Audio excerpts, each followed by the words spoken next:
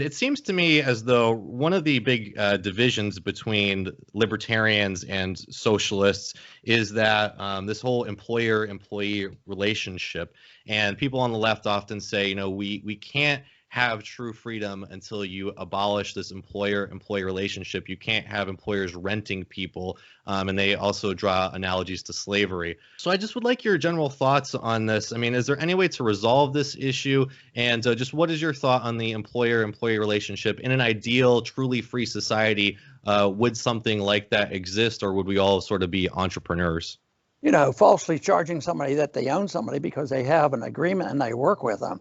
I think it's self-ownership solves all the problems. We own our lives and we're responsible for it. If we do harm, we're responsible for the harm we do.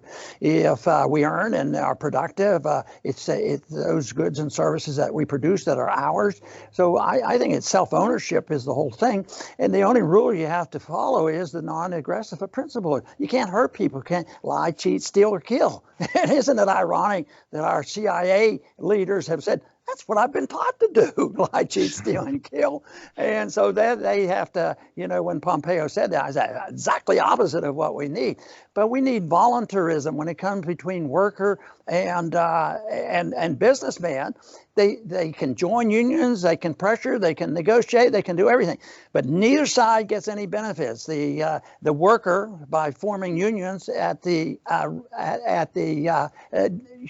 benefits from government to mandate it is wrong, but to prevent the workers banding together and getting what they want. But this whole idea, I didn't follow that debate. That sounds a little silly to me, that if you voluntarily go and work for somebody and say, and you pay me this much, and if I produce, and have a contract and both agree voluntarily that somebody owns each other, that doesn't matter. Most of them think, if we did that, the businessman is going to cheat the living daylights out of it, which isn't true. I mean, I think back to the time of Andrew Carnegie, once he had to deal with a lot of workers, they had the best salary ever.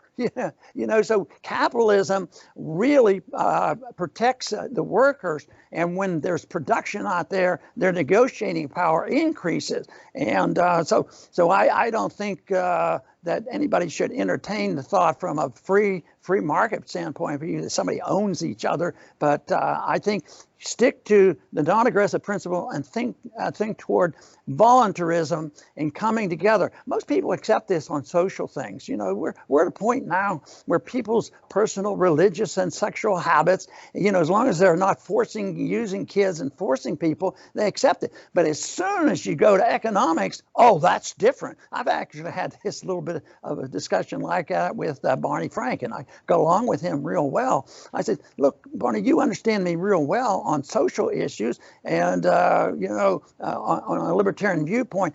But he said, well, on economics, you need some controls. You need to, reduce the power that they get. But what you need to do under those circumstances is reduce the power of government to selectively benefit the special interests. That's why the worst thing that I hear now is we have to get rid of this free market capitalism and we need socialism.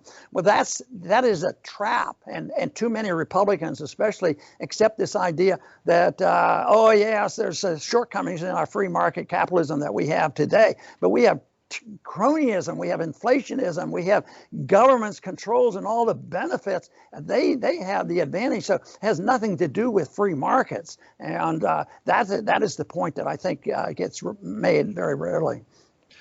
I guess one hang up that I have is that, you see often this cooperation between big business and big government, which I know you've been outspoken about. I know that you're not a proponent of corporate capitalism. But I guess the question for me is, at what point does a business effectively become part of government, or when do they sort of merge into the same thing? I mean, the Federal Reserve, for example, that's effectively a wing of the government, right? And we have these weapons manufacturers, companies like Raytheon and Boeing, and they're part of the military industrial complex. Isn't that effectively part of the government? And would it be such a bad thing if the government was clamping down on them? Also on Google and the Silicon Valley companies, which are effectively censoring people and stifling our constitutional rights. Isn't there a point where maybe government should step in to prevent government-like tyranny from these giant corporations? Sure, they should step in by getting out of the business. As long as what you describe happens, happens, they will always have big business going to the government. When government has a military industrial complex as big as it is, and we fight these wars, how can you do it any other way? So one is it's the foreign policy that creates that monster, and so it's a natural thing, and it's a natural thing for for the big social networks to get some benefits from the government, and then they provide all the surveillance of the people for the government. As long as government, okay, you say, well, okay, we're going to concede we have to have the government involved in medicine to make sure everybody has medical care.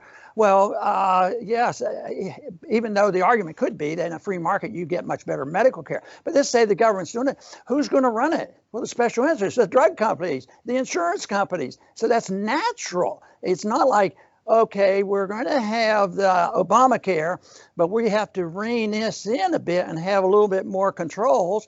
And then so somebody that leans toward less government gets in there and they try to modify the regulation, and it doesn't work.